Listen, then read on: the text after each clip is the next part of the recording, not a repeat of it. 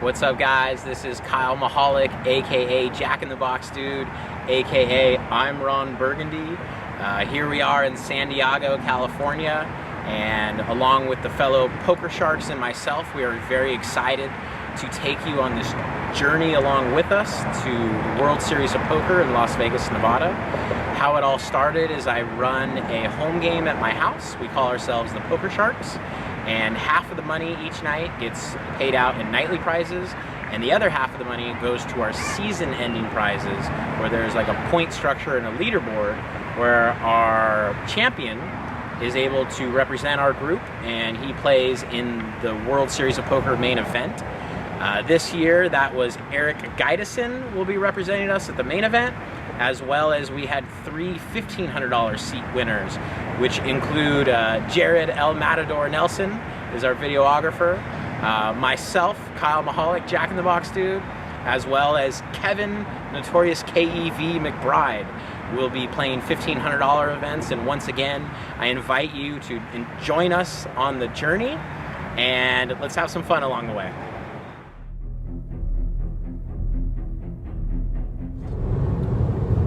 Alright, here we go, guys. Driving up to State Line. Anyone that's driven up to 15 to Las Vegas knows that there's a whole lot of nothing along the way. But that's the Nevada State Line right there. Vegas is probably 45 minutes past that. But here we go, guys. Let's run it up, and we're on our way to go win a bracelet.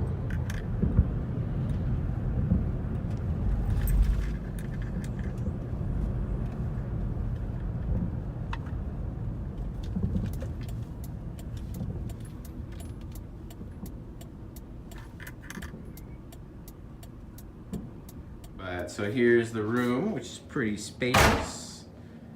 Got some nice space here. 2018 main event champion Eric right here.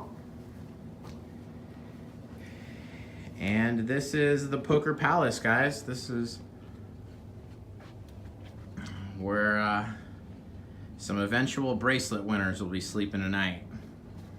And then the main bathroom's in there. So these are where the champions sleep.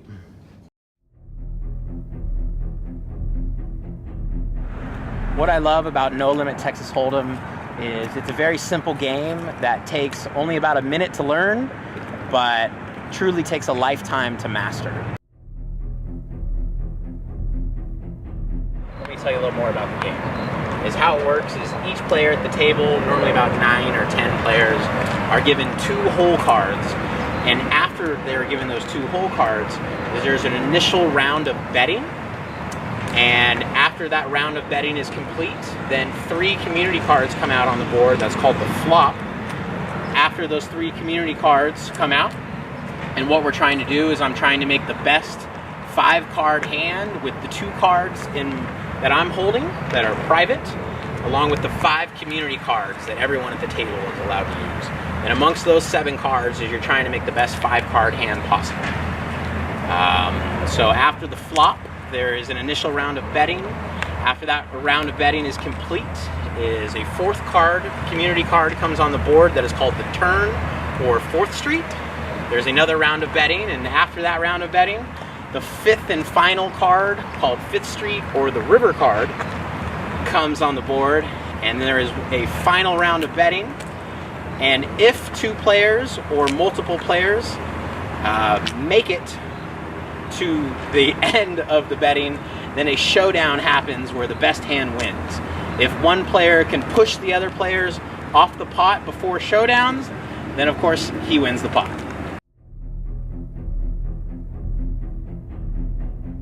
Here we go. We are heading into the Rio for our first tournament of the summer. The 3 of us will be playing the daily deep stack today as a little warm-up. Today's Saturday, June 23rd, getting warmed up for the monster stack tomorrow. Walking into the pavilion room here. And as you see, is this place is a madhouse.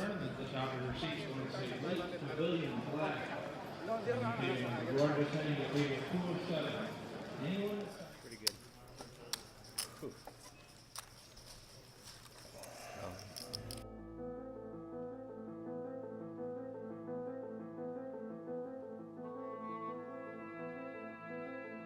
All right, here we go, guys. Heading down the hall, the hotel hall, heading to the Monster Stack. Event starts in about 15 minutes. Jared and I are looking about to take this down. Can't win a tournament on day one, but you can certainly chip the hell up. And wish us luck, guys. Jack, Jack in the box. We're really cooking now. And make that a super scoop. Jack in the box. We're really cooking now. At Jack in the Box restaurants, we're cooking up a lot more than great hamburgers. So come on in. Let me have a jack steak. Jack in the box. Now you're cooking, Jack. So here we are starting day one at our first event at the World Series of Poker. The Monster Stack tournament has definitely become one of the more popular tournaments on the schedule. And why people like it is typically with World Series of Poker events, you now start with 5 times the buy-in and starting chips. For an average $1,500 buy-in event, 5 times that a player would be starting with 7,500 starting chips. But with the Monster Stack tournament is they double that, and every player starts with 15,000 chips, and people just like the deeper stack. They feel they get more play. You know, this event has been called the mini main event, but nevertheless, so there's always a good turnout. You know, generally 6,000-7,000 players plus come into this event. So when we initially sit down, you know, a few stragglers get here maybe an orbit or two later, but looking around the table is we're liking our initial table draw. You know, looking around the room, do not recognize any of the players, which in events like this is definitely a good thing. But, you know, going around is we were actually in seat 1. We had the dealer to our right. So as you see Jack in the Box guy there, that's seat 1. To our left is we had a gentleman from Chicago, probably mid-50s, definitely recreational player. I have him in there as Chicago Cubs because he's sitting there streaming and watching the Cubs game. You know, here we are playing in the poker tournament, and he's watching the Cubs game. I'm staying pretty laser focused on what's going on the table, and you know, he's a little more concerned what's going on with those Cubbies. So go Cubbies, and best of luck to that guy. Next seat over is a gentleman, probably late 50s, early 60s, is from Carlsbad like myself. Shout out to Carlsbad. He said he had lived there about 15 years plus. Probably seen this guy at Ocean's 11 a couple times, but nevertheless, my Carlsbad buddy, definitely recreational player. Once again, feeling good about that.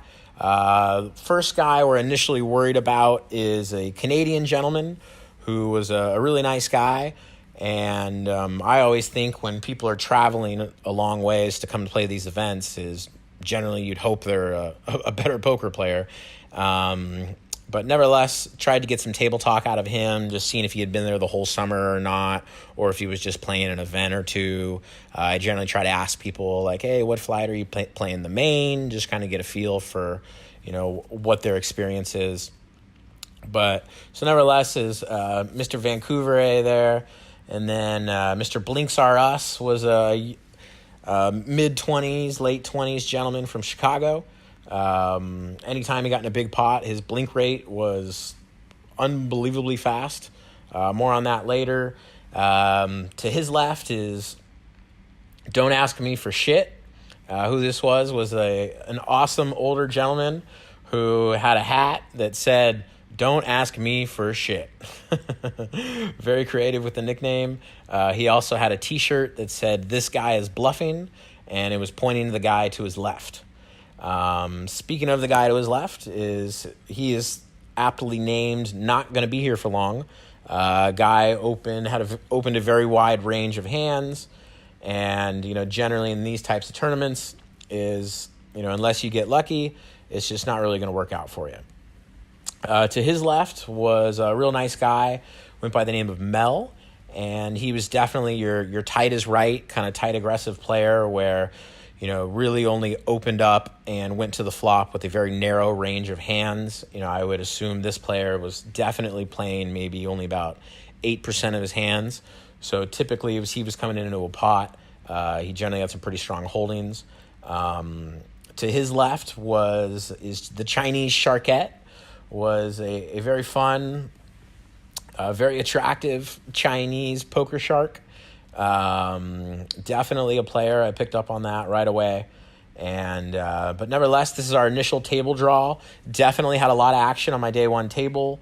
As we'll be adding them up later, I think the number is around 10 or 11 bust outs approximately at this table. Maybe 9, 10, 11 bust outs. But nevertheless, this is our initial table draw. We start the tournament in middle position, and let's get started.